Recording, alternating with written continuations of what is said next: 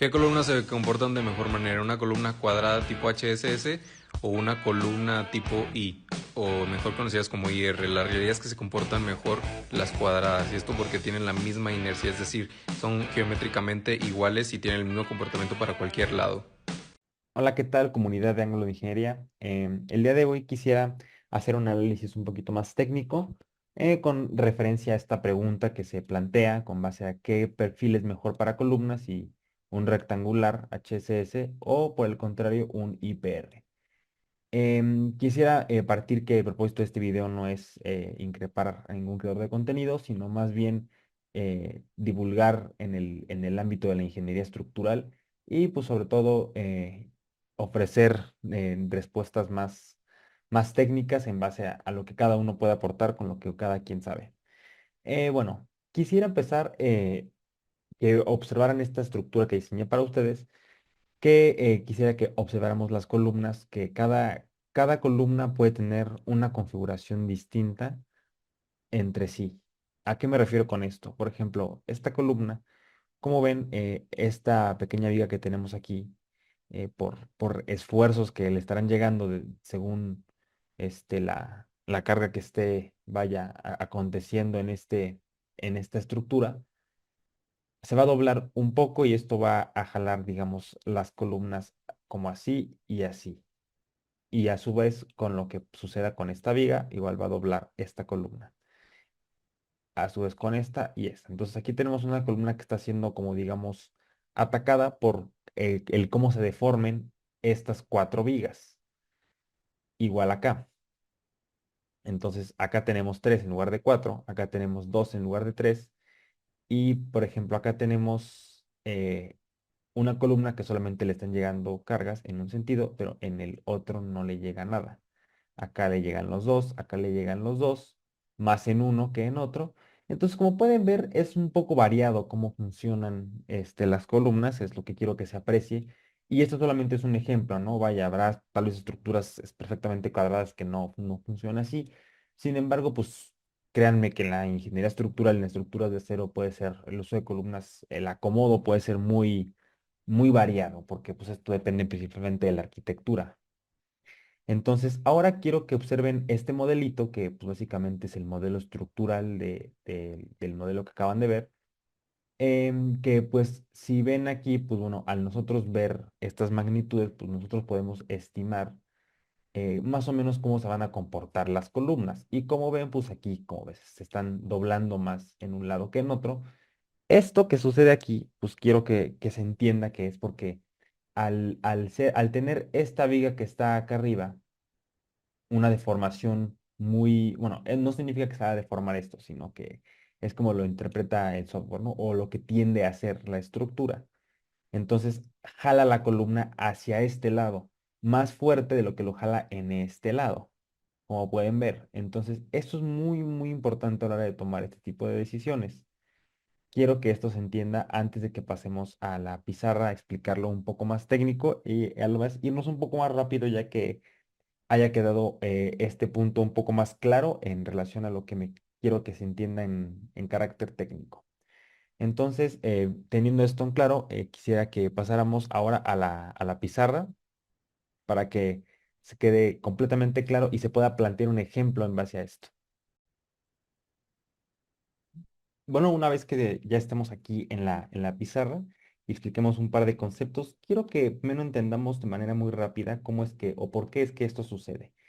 Las vigas al tener una carga, como lo vemos aquí en el diagrama, estas vigas, en el caso en el que estamos planteando, pues están empotradas en los dos lados, o sea que no se mueven ni aquí ni acá, pero eso obviamente genera que se comporte diferente la viga.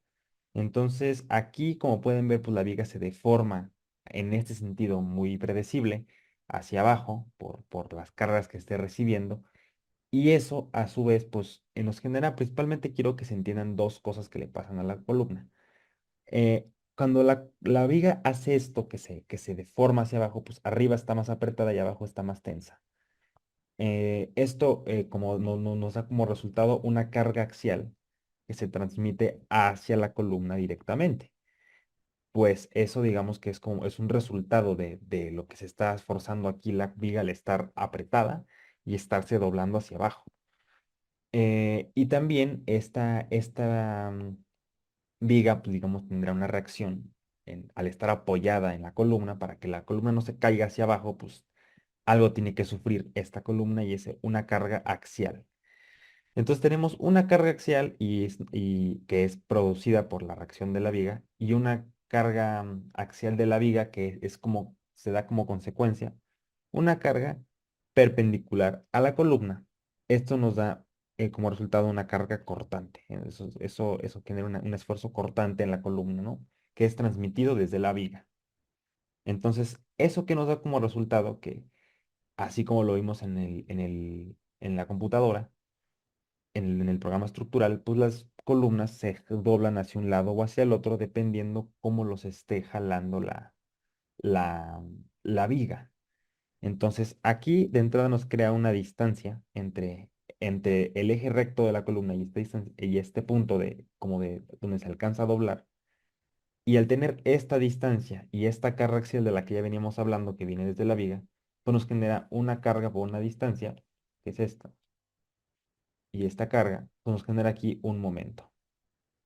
Además, la carga cortante de la que venimos hablando acá, que es producida por estos esfuerzos de aquí, a su vez, al ser una carga, pues también nos deforma la columna hacia acá, lo cual, pues, por obviedad nos genera un momento, ¿no? El cortante nos genera un momento. ¿Por qué? Porque tenemos aquí apoyos y eso nos genera momentos. Entonces, al tener, digamos, estas condiciones en la columna, sucede que acá, pues, tenemos el cortante del que veníamos hablando, el momento producido por ese cortante y también el momento del que les hablaba acá de esta carga por esta distancia que tenemos aquí, lo que nos genera este momento. Eso es un momento de segundo orden y lo que sucede aquí es producido por este cortante, lo que nos genera este momento es un momento de primer orden. Entonces, esto hace que la columna se flexo-compresione, como lo pudimos apreciar en el programa estructural, que pues es como si se comprimiera, pero a la vez está flexionada la columna. Entonces, teniendo esto en mente, quiero que se vea que pues tenemos, como vimos en el programa, que a la columna llegan momentos en ambos sentidos, tanto en uno como en otro, como vimos al inicio. Ajá.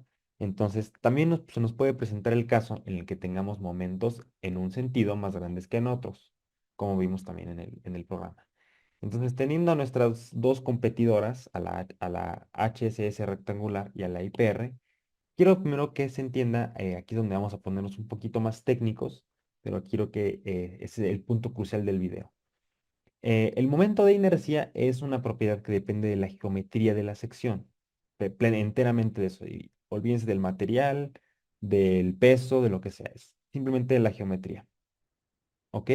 Entonces, en columnas o digamos, en secciones rectangulares, esta es la fórmula que describe al momento de inercia. Como pueden ver, son muy similares, solo cambia el exponente en la B o en la H, dependiendo si es en X o es en Y. Pero si tenemos una sección que es completamente cuadrada, como lo dice el video, pues B y H van a ser iguales, por lo tanto, pues estas dos también van a ser iguales. Y ahora, en el caso contrario de las IPR, pues bueno, quiero que se entienda una cosa antes. Esto del momento de inercia es un tema un poquito más complejo que se podría dar para otro video por completo.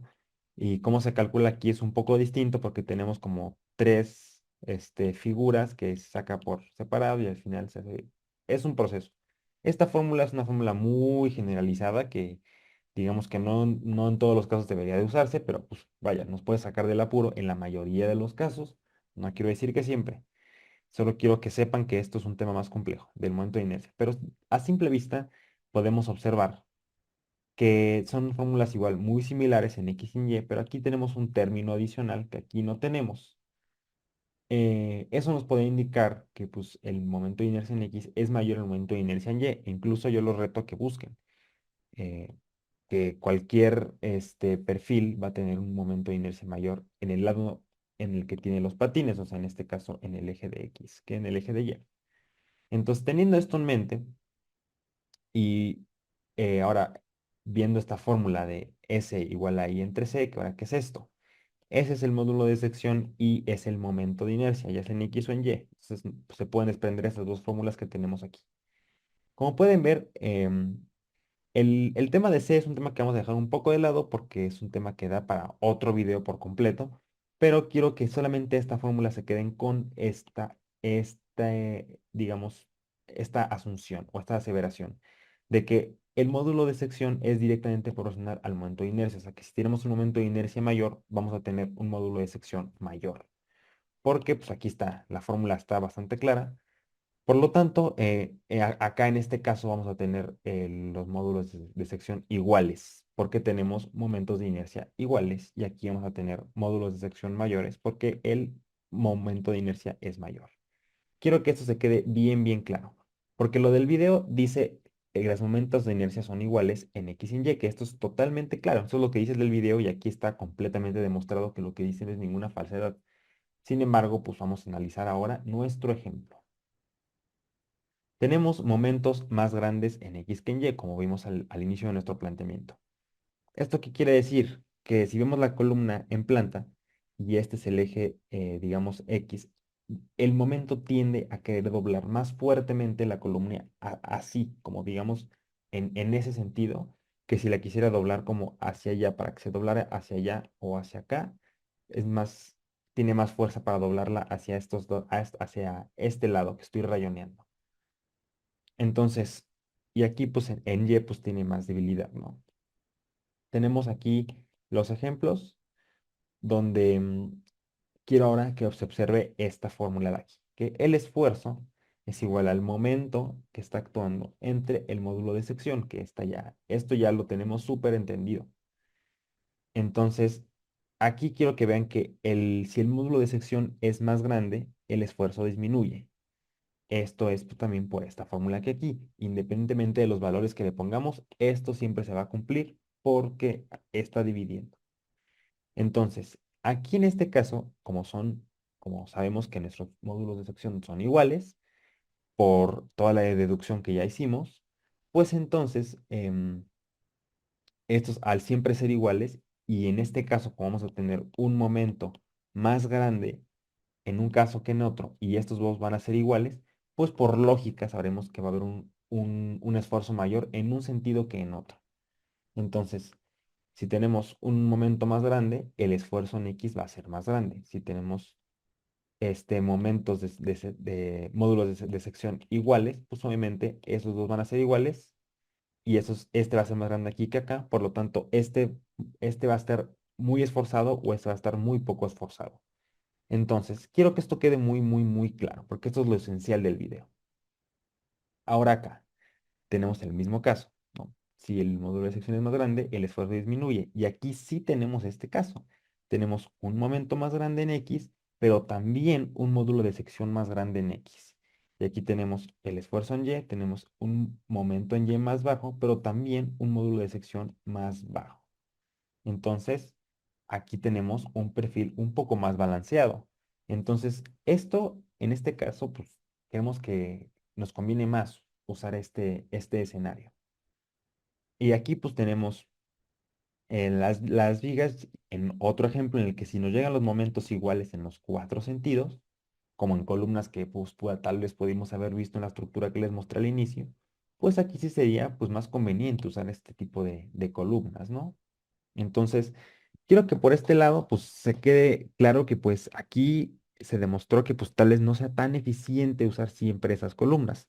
No quiero decir que no se utilicen, o mucho menos, porque por ejemplo, si nos vamos a un caso más constructivo, y perdonen por los dibujos, no soy el mejor dibujando, en una columna que le llegan dos vigas IPR, como las caras van a ser iguales, podemos hacer conexiones iguales si es que las diseñamos a que la más esforzada no falle, pues tampoco la otra va a fallar, entonces las podemos hacer iguales. Y eso en el otro caso es un poco más complejo porque aquí tenemos un alma y un patín y pues es muy difícil que se puedan igualar esas conexiones o si no ya sería una desoptimización o una no optimización, más bien dicho, no muy, muy clara. o no, más bien no muy eficiente, sería mucho desperdicio de acero. Entonces, al momento de tener también conexiones distintas, debido a que no se pretende gastar mucho acero, pues también se va a tener pues placas tal vez de espesor diferente, soldadura diferente, pernos diferentes, y eso créanme que constructivamente es un tema por los desperdicios, por la mano de obra, etcétera. Entonces, también dices, bueno, ya constructivamente es más factible usar estas, pero tú me estás diciendo que use estas cuando tenga momentos más fuertes.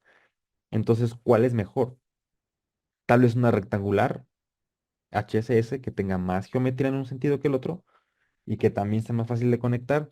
Pues miren, al final de cuentas quiero que sepan que pues esto pues no depende de una propiedad simplemente. Es un análisis muy completo.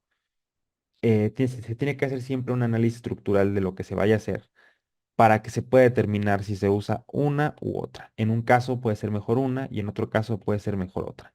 Entonces, esto es muy importante a la hora de tomar una decisión y siempre se debería tomar en cuenta la opinión de un ingeniero estructural para determinar específicamente qué caso conviene más y a su vez esa persona pues hará un estudio de todo, cómo se comporta toda la estructura completa, es decir, cómo se comporta tanto en un sentido como en otro, como en las cargas que le llegan de una situación o de otra. Recuerden que esto es una ciencia exacta y se tiene que trabajar con todo lo que está ocurriendo sin despreciar lo, lo menor posible para llegar al resultado más acertado y más seguro para todos.